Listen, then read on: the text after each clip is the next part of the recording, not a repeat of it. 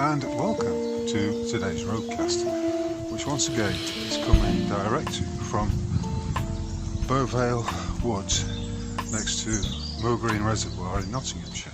A false flag is a staged event that is carried out by a government or its agencies against a populace in order to attempt to steer public policy in a certain direction. I've written a number of essays on a series of false flags, and I even discussed the one that came into prominence last year, which was the Richard D. Hall case about the Manchester Arena false flag event that took place some 8 years ago. Now, once you've seen a false flag and you're able to identify its various components, then when another one occurs, it's almost instinctive that you would recognize it very easily. In other words, once you've seen one, you've seen them all, because the playbook, the techniques are invariably the same. A popular meme is "we need better false flags," in which it is suggested that the false flags that are occurring right now are so palpably untrue and so inept in their narrative that people see through them straight away. In other words, they do not have the intended psychological effect on the populace, many of whom are waking up to the fact of false flags, to how they've been occurring down the years for a long time, since time immemorial. And usually, for me, I can spot a false flag when I notice that there are a series of anomalies, contradictions about the narrative, which just does not add up. In short, when an official narrative has more holes in it than a string vest, then you can be pretty much certain that it is a false narrative. It's a bit like dealing with someone who is a liar. Once that individual has been found out to be lying and has told you a series of untruths, time after time, how can you believe them? How can you possibly believe anything that they tell you thereafter? Even if they may be speaking the truth on a particular subject, the doubt will still linger. In other words, they've broken the trust that may exist between you and them by lying. I've stated that mankind will not be free until the last priest is strangled with the entrails of the last lawyer. I've called him the gift that keeps giving. Sir Starmer is, of course, a former lawyer who has got a number of associations with Jimmy Savile and the cover-up of his crimes, to name but one, but also with the attempt to apply, well, with the practice of applying European Court human rights regulations to illegal immigrants, stating that they have a right under that legislation to be here. So he's partly responsible for, well, he's certainly a major player in what we are seeing right now, with conservative estimates stating that some 10 million migrants have washed up on these lands, on the shores of Britain. 10 million. And I did see a figure stating that the illegal immigrants are costing the British taxpayer something like £1 billion a month in order to keep them in board and lodging, which again is just another example of the plunder which I've spoken about in previous podcasts. Sir Starmer is the gift that keeps giving. In the previous Roadcast, which was called 3 Stripes and You're Out, I detailed some of the anomalies surrounding who some people are calling as Sir Starmer, particularly in regard to the cocaine on the train in the Ukraine episode. Since I released that podcast, controversies surrounding Sir Keir Starmer become even more absurd. And you will know that there's another developing story involving two Ukrainian rent boys and a further Romanian rent boy, each of whom advertised his wares on, I believe, a homosexual website known as Grindr. How charming. Well, these men have been charged with firebombing two of Keir Starmer's previous properties and also setting fire to one of his, to a car that he used to own. Now, as I said before, this has got, I mean, when I said about the Ukraine on the train scandal, I mean, and the lack of engagement by the lamestream media, this takes it to another level entirely. This is another aspect of Keir Starmer that the mainstream media does not seem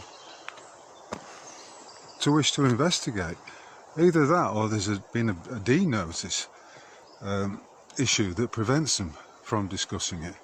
But when these matters are in the courts, when they're in the on the public record, then of course it's very difficult to cover up and to control the narrative.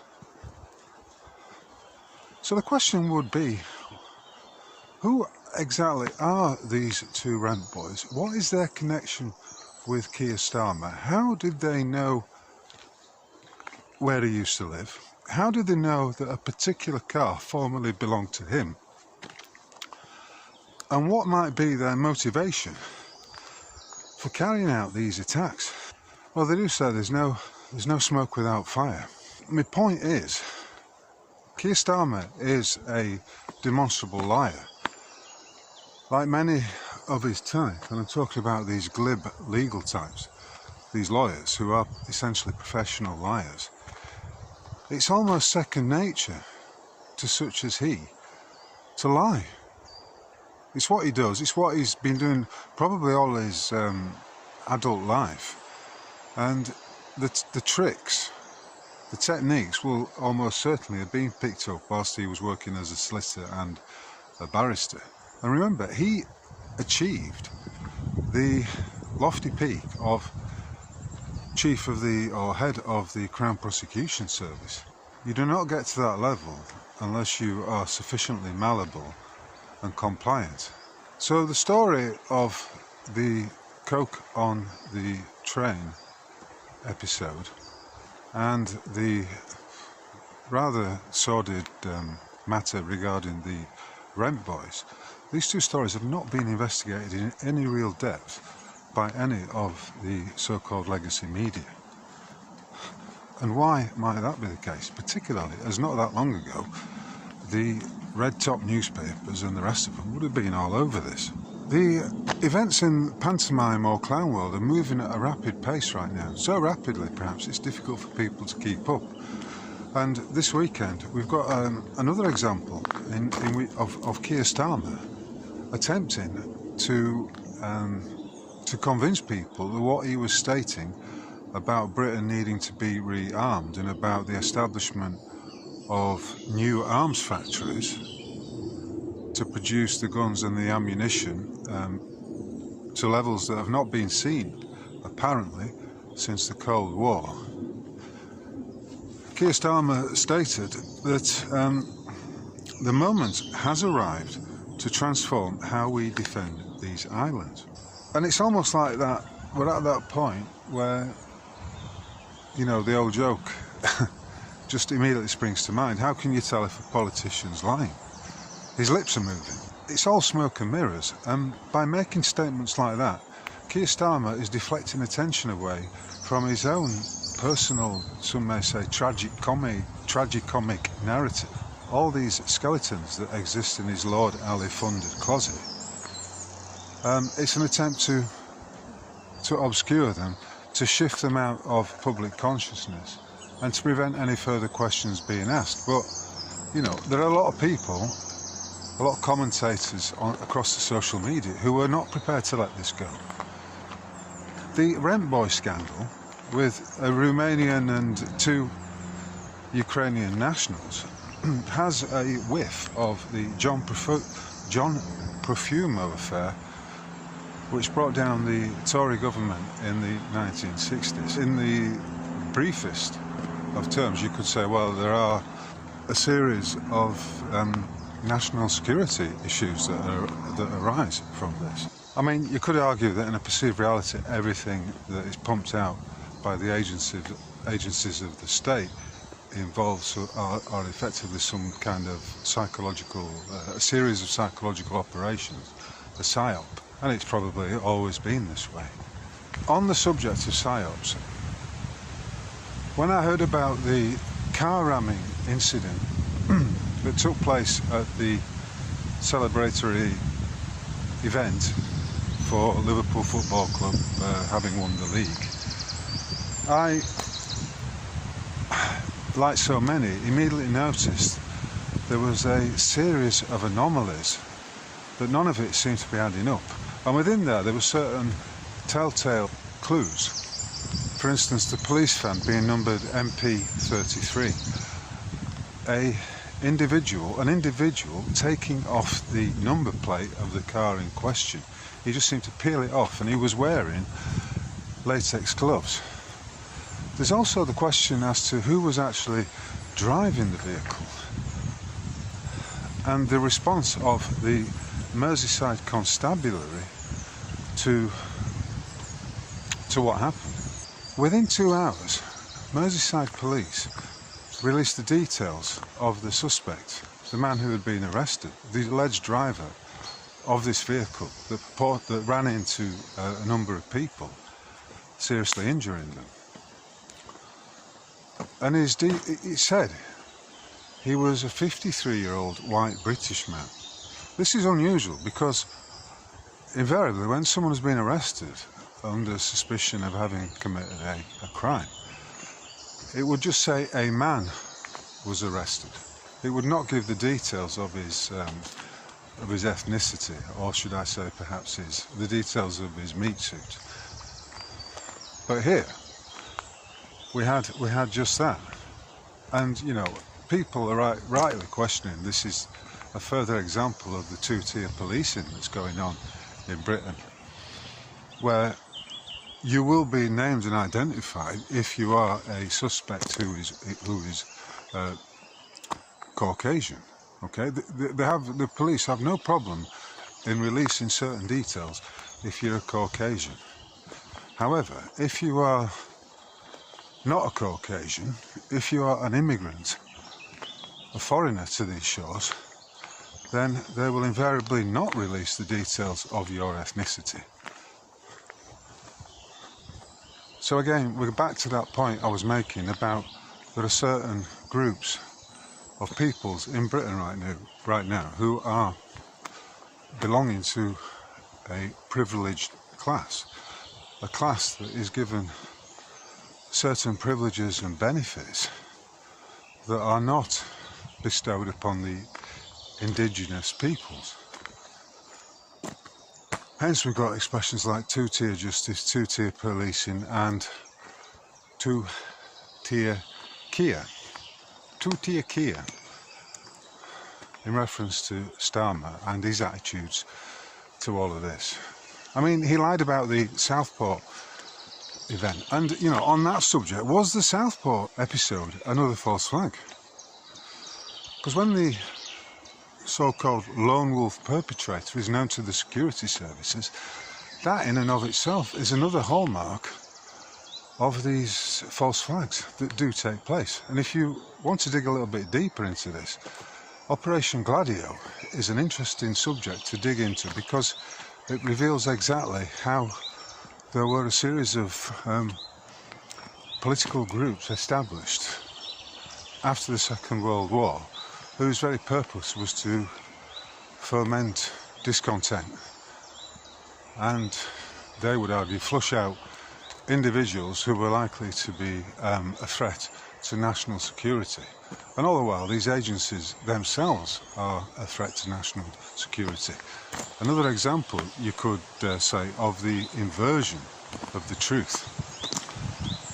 Another example, you could say, of how often your opponent will accuse you of doing that which he himself is engaged in. In the aftermath of the arrest, the Liverpudlian, if he is a Liverpudlian, reportedly from East Derby, is called Paul Doyle, and he's been charged with a number of public order offences, although not with attempted murder, interestingly. We also have the anomaly of why were there a number of snipers on top of the buildings overlooking the celebration.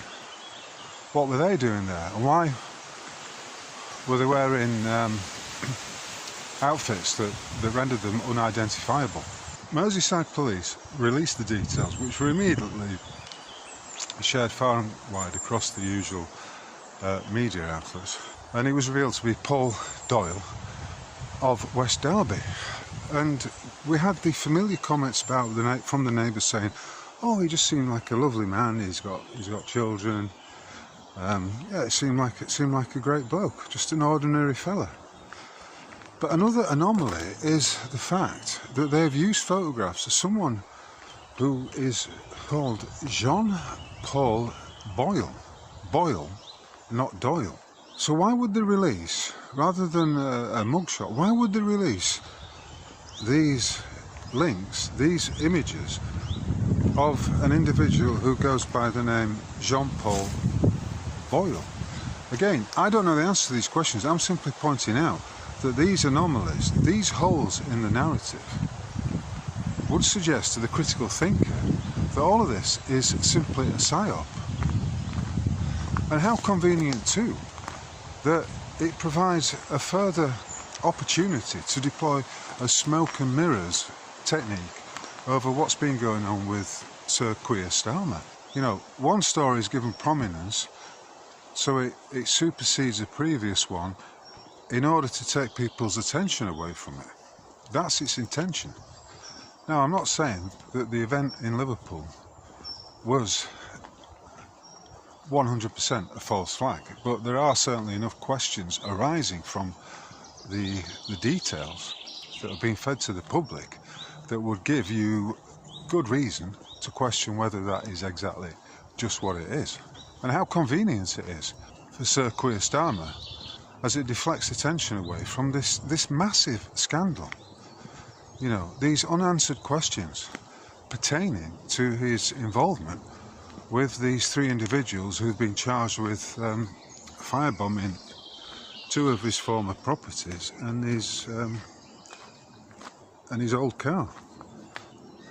It doesn't add up. So bear in mind that the national press released the details that had been provided by Merseyside police. Another police force, you may notice, that is headed by a woman.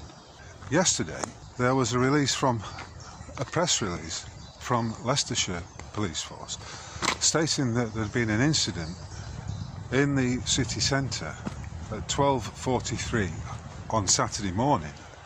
It was either Friday or Saturday morning, in which a driver of a vehicle had injured 4 people. He'd driven into them and injured them. Now, in marked contrast to the press release from Liverpool, it stated that the 31-year-old driver had been arrested. And that was it. No details as to his ethnicity. No details as to the particular hue of his meat suit. Okay? It's perfectly all right to release the details if the man being charged is white, if he's Caucasian, if he's a native Brit. That's fine. But of course, we have to be very, very careful not to prejudice any potential trial if it's an individual whose meat suit is of a darker hue. We will keep stum about his actual ethnicity and his real background. So whilst it said that a 31-year-old man from Leicester has been charged. Just because he's from Leicester does not mean to say that he's Caucasian. In fact, I would put money on him not being Caucasian. I worked in Leicester in the late 80s and the 90s, and I know exactly what it's like over there. A lot of Ugandan, so-called Ugandan Asians or Indians were taken in to Leicester in the early 1970s, and since then there has been, no doubt about it, unfettered immigration into Leicester. It's a bit of a honeypot, at least as far as certain groups are concerned. And funnily enough, ironically you may say, I worked at a school in inner city Leicester that was overwhelmingly full of Muslim children. Even the head teacher, a woman called Frida Hussein, was a Muslim. She was, I mean, she's dead now, but she was very popular amongst all the so-called intelligentsia, the liberal mafioso that runs the educational establishment. She was very popular because, oh, how wonderful, not only is a woman promoted to the role of principal of an inner city community college, but she's also a Muslim woman. Double high five. What I'm pointing out here is, of course, the double standards at play, the hypocrisy, the cunt waffle, the whole smoke and mirrors operation that is invariably deployed in situations like this, to the detriment of the indigenous people and to the benefit of the immigrants. When your government is engaged in imposing a two-tier justice system on you and also deploying psychological operations or false flags largely against the native peoples, and when the head of the government is up to his neck in scandal, then I have to ask the question, which came up in the previous podcast: why the fuck are you continuing to pay them? Why are individuals not going on strike? Why are they simply not starving the beast? I've spoken before about mortgage strikes and national general strikes. I think they're a great idea. You know, individuals taking direct action and hitting the miscreants where it hurts, namely in the pocket. Stop funding the criminal state. And on that subject, my good friend Michael Albanese has released a well-researched and completely solid essay on this very subject. But he's also been busy compiling what is known as Magna Carta 2025, the Great Charter of 2025. Why might that be necessary? Well, because as I've outlined, these criminals in government, these lying, self-interested, completely corrupt individuals are not going to fucking rescue any of us from this shit that we're having to deal with right now. Whether it be the unfettered immigration, whether it be mass inflation, whether it be the 11.2 million illegal mortgages that are recorded at the land registry, whether it be unlawful council tax. No one in a position of geopolitical authority is going to help us. That means we've got to stand up individually and, when necessary, together with our fellow brothers and sisters who are sharing the same vibration, if you like, or on the same resonance as us. The time is nigh. If not now, then when? Why are people continuing to comply with this fucking nonsense? It's all very well slagging Sir Starmer off. It's all very well, you know, saying you understand the overall mechanics of the Great British Mortgage Swindle. But what are you doing about it? What are you personally doing about it? Are you taking your stand? Are you resisting this bullshit? Are you refusing to comply? Are you refusing to consent to any of it? Why would you consent to any of it, given the fact that there are so many fucking anomalies and so many contradictions and so many holes in each and every narrative that we are spoon-fed by the complicit and wholly compromised mainstream media? Why the fuck would you comply with it?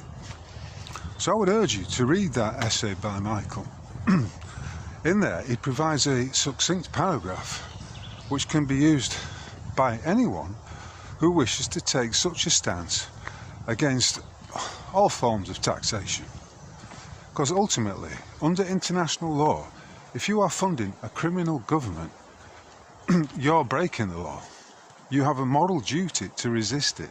When a government is acting as criminally as they all are, from what I can see, then you are obliged, lawfully and morally, to stand up to it. Because if you don't, you're just fucking complying with it and going along with it. And nothing will happen. Rupert Lowe is perhaps one out of 650 MPs who has an ounce of integrity about him.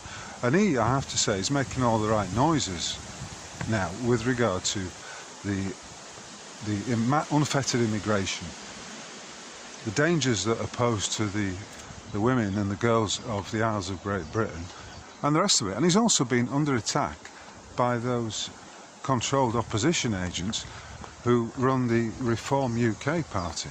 If people take that template and send it to the MPs representing the constituency in which they live, then this will only strengthen Rupert Lowe's hand to table a motion of no confidence in the government, on the basis that they've been acting to the detriment of the British peoples.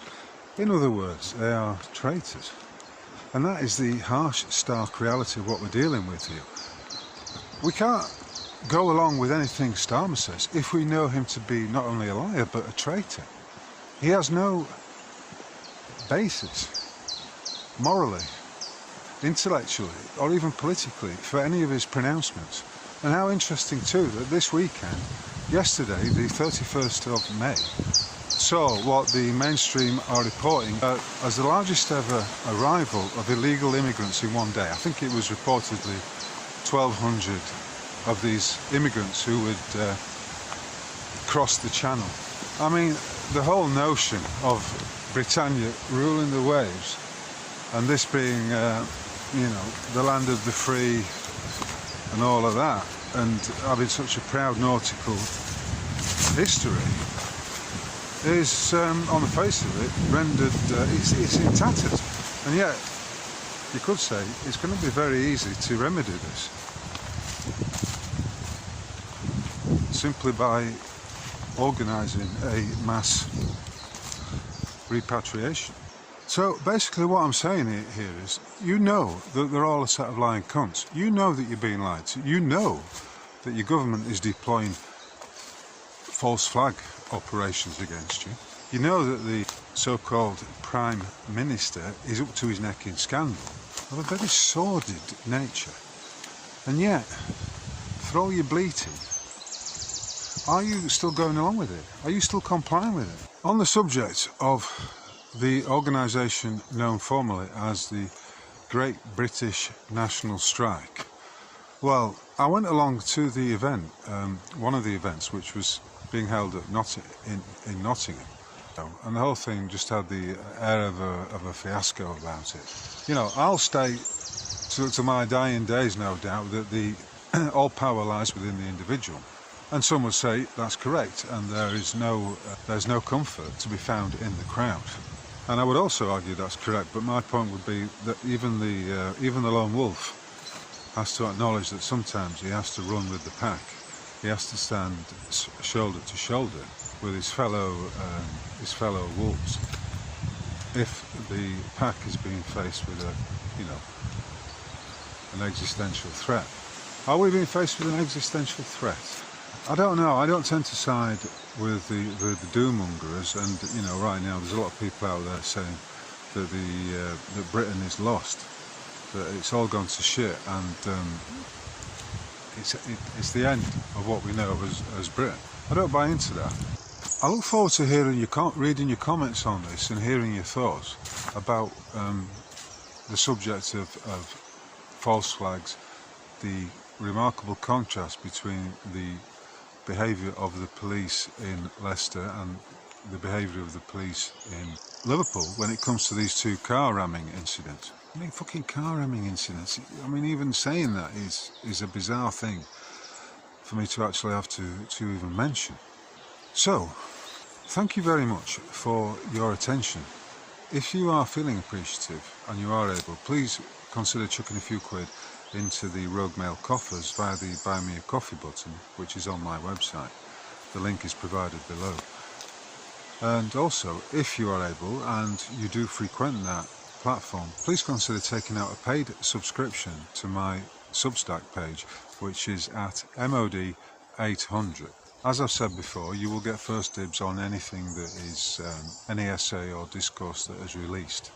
And of course, you will be helping to support me as I weave and duck and dive my way through this. Well, it's a marvellous construct, but nevertheless it is a construct. Anyway, on that note, thank you very much, and I will wish you a splendid day, whosoever and wheresoever you may be right now. And as ever, I will catch you on the flip side. Thank you. Cheers.